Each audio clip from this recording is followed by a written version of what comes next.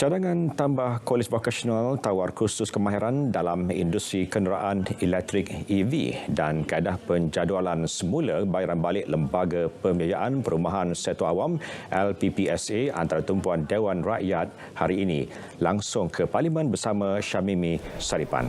Silakan.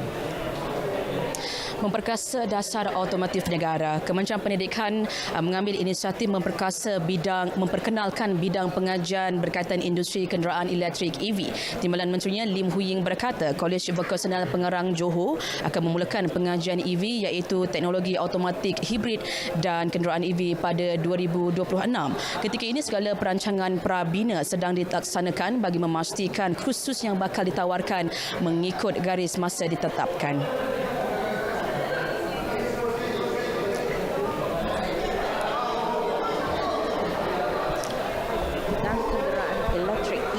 Serta teknologi robotik diterapkan dalam kurikulum di 53 buah KV yang menawarkan program teknologi alternatif yang pada ketika ini memang berupaya untuk meningkatkan pengetahuan murid terhadap teknologi terkini. Beliau menjawab pertanyaan Wakil Wangsa Maju Zahir Hassan. Dalam perkembangan lain, selaras dengan keperluan industri 4.0 juga, KPM komited memastikan graduan TVET memenuhi kehendak pasaran pekerjaan dengan memastikan kandungan core kurikulum diberi nilai tambah dalam teknologi terkini. Menyentuh mengenai teknologi kecerdasan buatan AI, Lim berkata memandangkan teknologi AI memberi potensi besar dalam dunia pekerjaan, core kurikulum berkenaan turut berteraskan teknologi tersebut.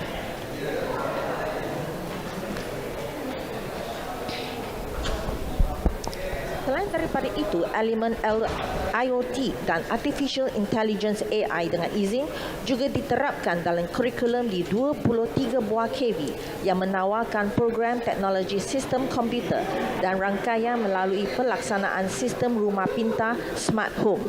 KPM yakin usaha yang dilaksanakan ini mampu meningkatkan pengetahuan murid terhadap teknologi terkini. Sebanyak 898 individu ditangkap terlibat dengan kegiatan pemberian pinjaman wang tanpa lesen.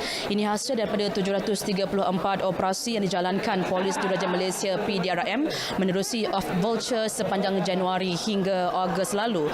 Daripada jumlah itu, 146 kes dituduh di bawah Seksyen 5-2 Akta Pemberian Pinjaman Wang Berlesen 1952.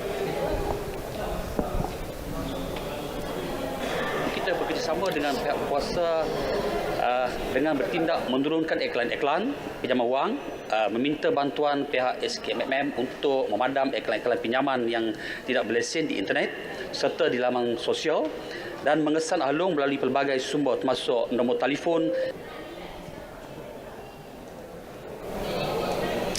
PDRM juga katanya sentiasa menjalin kerjasama dengan syarikat telco dan Suruhanjaya Komunikasi dan Multimedia Malaysia MCMC bagi membantu mengesan suspek terlibat. Beliau menjawab soalan besar Datuk Che Muhammad Zulkifli Jusuf mengenai usaha kerajaan mengatasi kes keganasan ahlung yang berlaku di negara ini.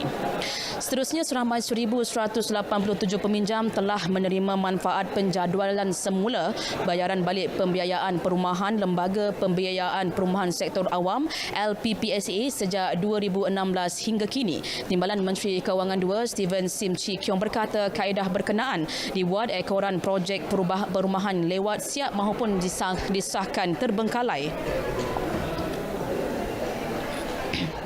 Kaedah penjadualan semula bayaran balik ini sebenarnya dilihat lebih membantu peminjam berbanding pemerhentian bayaran balik sehingga rumah siap.